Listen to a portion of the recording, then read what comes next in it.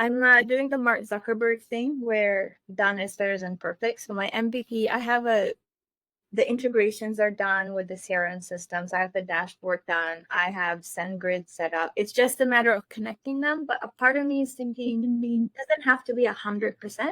I'm going to launch at 70%, get people to use the product. At this point, Ryan, I am going to connect with you because I would love to get your thoughts around.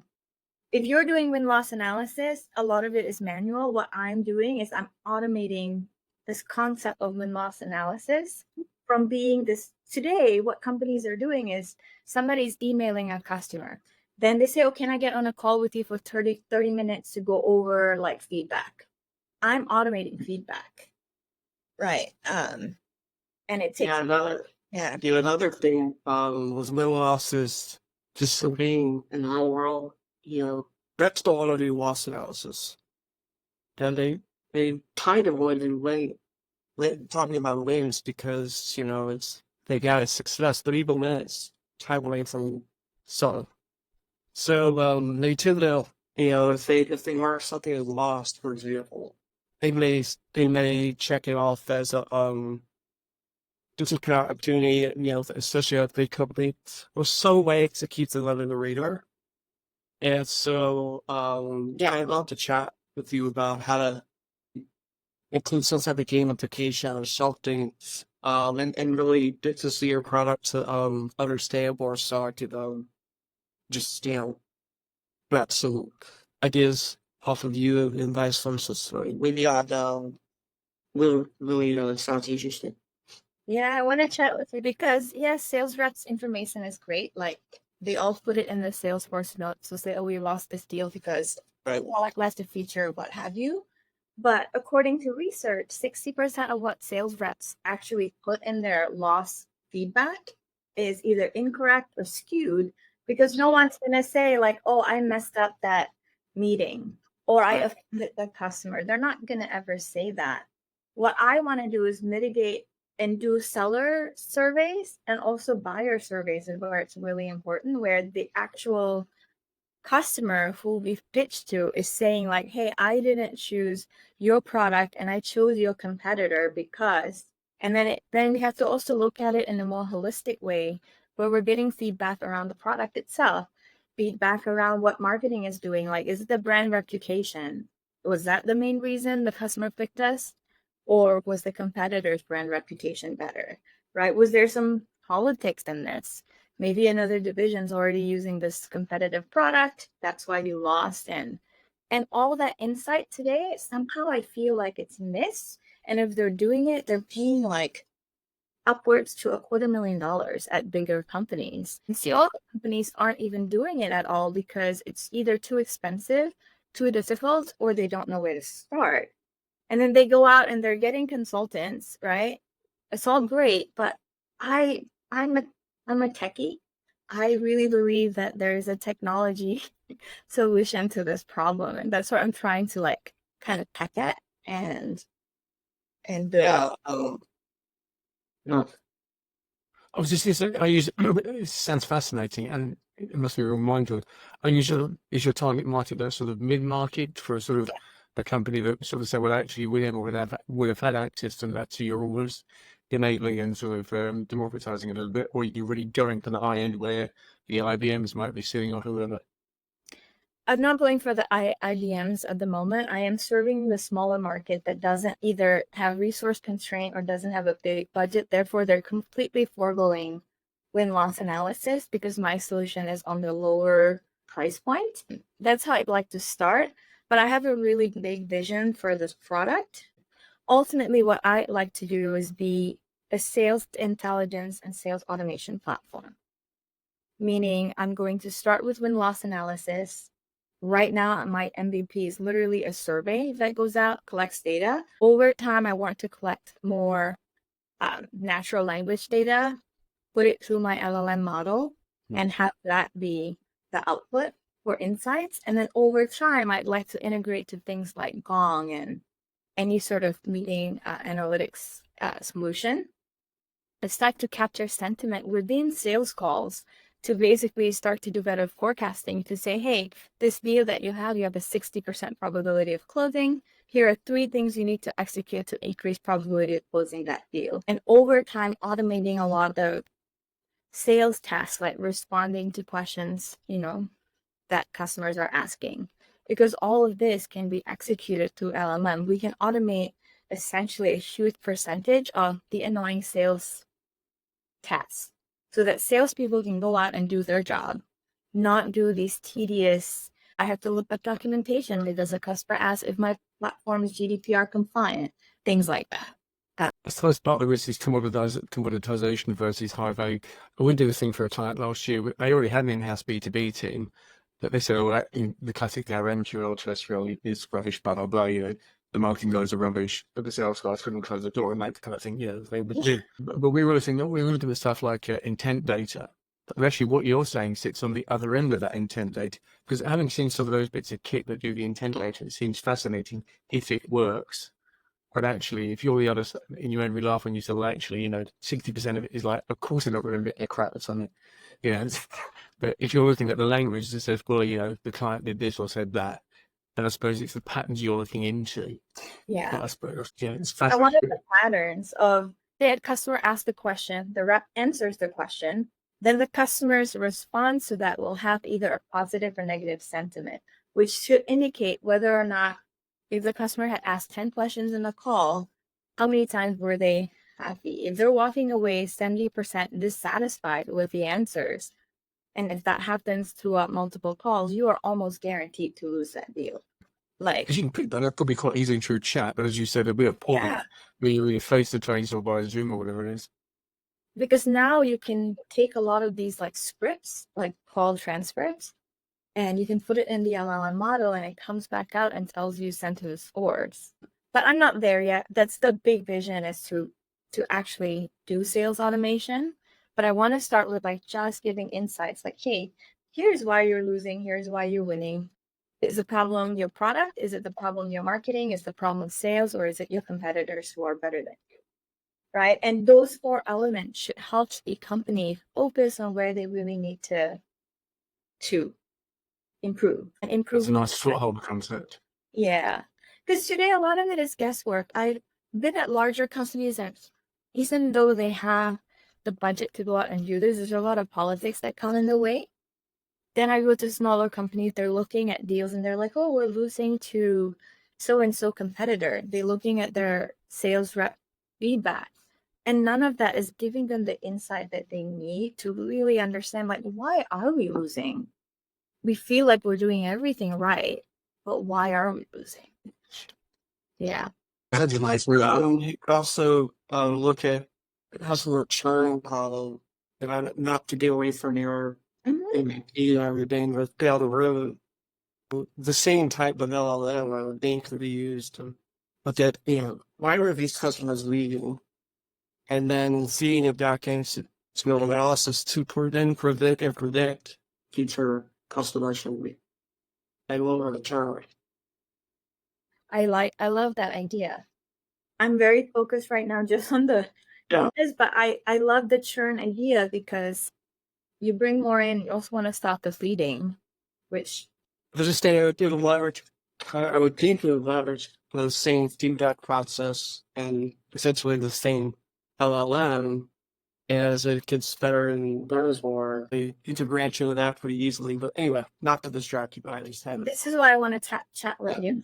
You're right. It's future warning signs. The more and more it gets intelligent, the more you'll actually say, well, actually, when you're into your, say, I've took your feelings, right? We set under user profiling. You've probably already got, as Ryan says, 100 points. It says, well, heads up, you're probably going to fall down a canyon there. That is what I'm banking on. As it gets more intelligent, it's going to get better.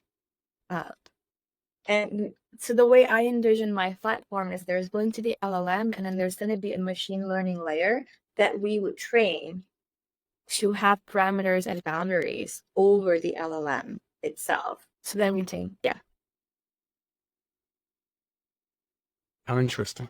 Yeah, so I mean, this is a lot of it is, I'm still stuck on just getting the MVP out the door, get some feedback, get people using it. I'm really just like, there is a lot more to starting a company than I had imagined. And I realize I'm not innately a salesperson. I need to work on that. I need to speak to somebody and just like kind of close a deal, and it's a work in progress. And I'm sure, man, you see a lot of founders. I don't know, like, is selling like a difficult thing for a founder? We have that agency, selling agency will lend the best to be that our exposition and provide insight how to do setting for SaaS. If you guys want, I can organize it, and you would ask them any questions about selling process. Selling, yeah. Ryan and Adam, how are you guys today getting? I assume you're cold emailing, right? To I'm been trying it. I haven't had success now, tweaked it, I've done A/B testing. It's been a long time since I was at BDR rates. I feel like a BDR sometimes. But I'm just starting to my business, my consulting business is, we're selling more strategic services, whole bespoke contracts, and so I'm beginning to think cold email's not right move for what I do. But LinkedIn has been great. Not selling, not trying to spam, just trying to connect with people and then follow up later. Following them and watching, if they have a funding event or some type of newsworthy thing and following up and just basically nurturing. And so that's the most success I've had in terms of my business. And yes, I'm working with clients. I think it seems like to me that love your feedback. This whole email things is just gotten out of control with marketing hype. I get spam all the time from people who promise the world, and then when you talk to them, it's tweet number and it's advertising and it's all this stuff that my clients that I typically aren't ready for spam. So yeah, I think one of the things is kind of doing plan answer your question, but also partnerships is an unexplored opportunity for a lot of young companies. Wait, you were just talking about selling your product, Natasha, and you're developing those skills, and you will develop those skills. But you should also be looking at strategic partnerships, and you found out what that will look like to your ecosystem. Like, let's say you get more feet on the street, and it's way less expensive than hiring salespeople and marketing people. And there's companies that do that works. I just wanted to put that out there as well. And it'll show a method as typically what I see with startup SaaS companies is the founder is a salesperson and has been molded good at the pitch. Well, it will be like so easy at some point. But then, you're going to grow the business to a point where you're going to need to be focused on other things, especially operational things. And so that's when you'll need help to, bring somebody else in. That's the next or a team of people start building that sales marketing. That's the way I typically see the growth or for your technical company. I was just going to add to it might be helpful. So, I give a very quick overview. I've done agency for 10 years after getting kicked out of a nice corporate job as you do. It's like just one of those things. And we've always done a combination of our own projects and client stuff.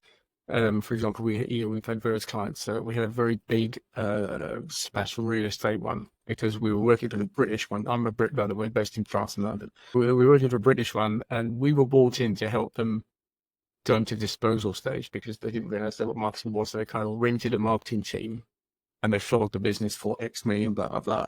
And then because of their contract, the American company had to take us long until they kicked us out, but it worked. But the point is, one of the things we did when they were smaller is exactly what Ryan said around partnerships. Anything from if you in marketing, do stuff around Gartner and all these kind of bits and pieces like that. I think I touched it before. We were doing a piece for a professional association. We've done quite a lot around regulation, governance, and education and stuff like that. So we pride ourselves on doing sort of commercial marketing in a regulated environment. Anyway, so they had sales, and we were talking with a solution sales agency to support them out. And you can do all these kind of things, but it gets very, very expensive. But again, what we found, they had a very large portfolio of online educational products. And I think partnering around that, as Ryan exactly says, is going to be a very, very important thing to do. I could probably strip some bits out of, what we sort of suggested to them and forward that on if that's helpful. But Let's look into this partnership thing a bit. Because I can't seem to think who would be my partner outside of potentially a CRM platform. Well, think of that in terms of who's speaking to your ICP. So who is your ICP? Do you have that nailed down yet? For my initial stage, it would be any tech founders with a company that's below a Series A. So somebody's in seed funding and under 50 employees.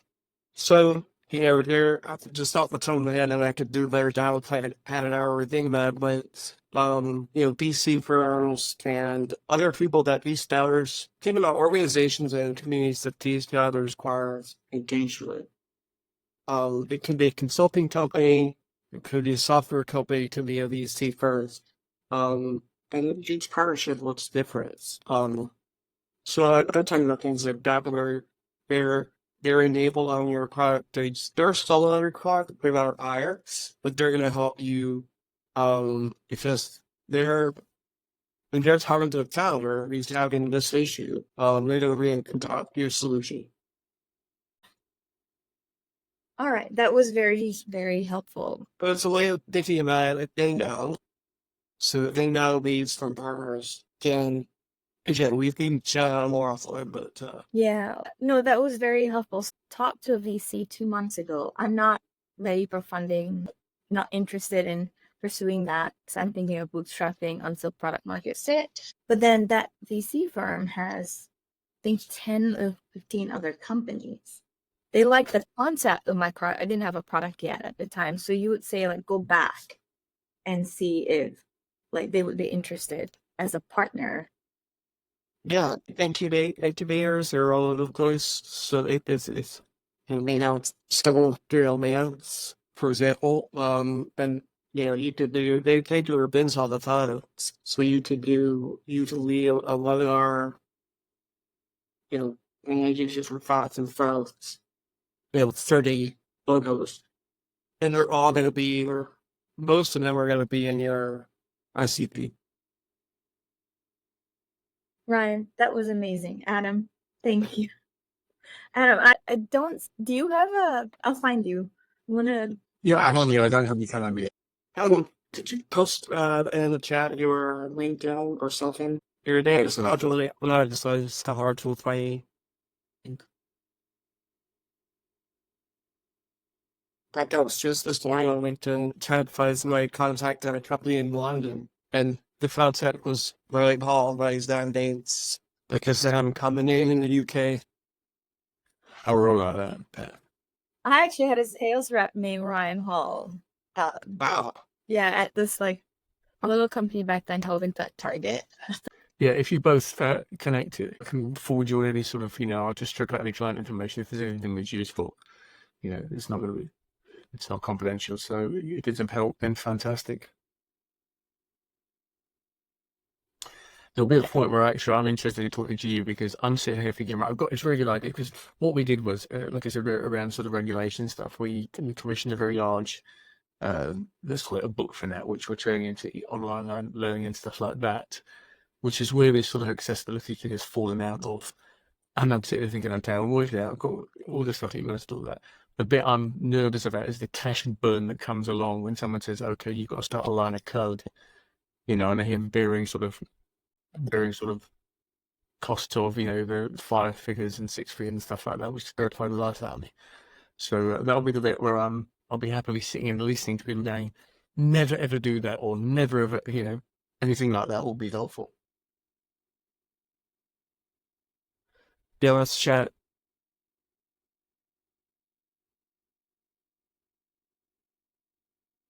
Brilliant. It was nice to meet you all. Mahara, I think I threw you last week. Natasha, right, it's really nice to meet you. Natasha, did you say where yourself or where you live? I'm in New York City. Okay, well, And Oh, here you got memoirs, so. yeah, so I'm currently in Hoboken. In 2 weeks, I'm actually moving across the river. So we were in New York City, then I had a kid. We moved across the river thinking we would move into the suburb. That's not happening. So we're moving back into like I love Hoboken. Sometimes when we go to this to visit New York City, let's stay there just to get out of the craziness. we love Hoboken. I am a little bit apprehensive about leaving Hoboken. But the school options are not great. And my daughter, yeah, she's getting older and we just really want to provide her with like the best options, but we're not ready to go into suburbs, so city is like the next best. And we went through the same thing in Atlanta, but it's the opposite. The suburbs have the best schools. The suburbs here have the best schools too, but then the commute is about an hour and a half. And my husband is also in SaaS. He actually works at a startup that went IPO 2 years ago. So he has to be in the office because he's in a leadership position and he's got to hobnob with people. So I remember about the way there once and stayed there once. This amazing view of New York. What a schlep to get in and out of town. Yeah, it's a bit of a schlep depending on where your position. I'm 10 minutes walk from like the train. It's not too bad, but depending on where you're going in Manhattan, it could easily be a 45-minute trip. So if my husband does go to work, it's a pretty long day.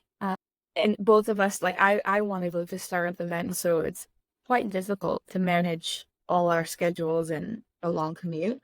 And we're also very involved parents, so. Well, I'm into the Central side. As I'm based in Barcelona, so we're sort of +6 to East Coast. I think Atlanta is an extra hour or two back, isn't it, from EDT? Atlanta is EDT. Oh, it is EDT. Oh, so you're only 6 back from me. I'm here. I think you're 1 hour ahead. So I normally do early morning to Berkeley. If you guys want to get around anything, more than happy. A type jump calling. I was just watching a foray blessed I want to collaborate on YouTube some videos about the Silver River and cleanup for the Olympics and then there'll be starring actually Netflix couch and what it was called. Not Sharp sounded the same, was it? Something ridiculous like that. Shark movie that's on Netflix. Like, that's embarrassing. It's kind of there is based on the current mayor, and it's very eerie that they may have predicted. I'm not with this version of Sharp effect. You can't inform that the cleanup doesn't work, and then where those photos go. See, we changed. I mean, yeah, I looked a bit preview. I thought that'll be 2 hours and then we get back. So I'll take your word on the word news. It's a silly movie, but it's like Sharknado, it's one of those movies. You watch it, a lot of stuff, you will have much to the summer, and, there's not a much big stuff that you can sit down and work while it's on, and so you don't lose 2 hours. I mean, I was watching the Panthers last night, being Edmonton Oilers, that's my thing. I was up late all years when watching that. You have Florida winning a nice hockey championship. I filled up that. They'd won in 4 years for the state. Yeah.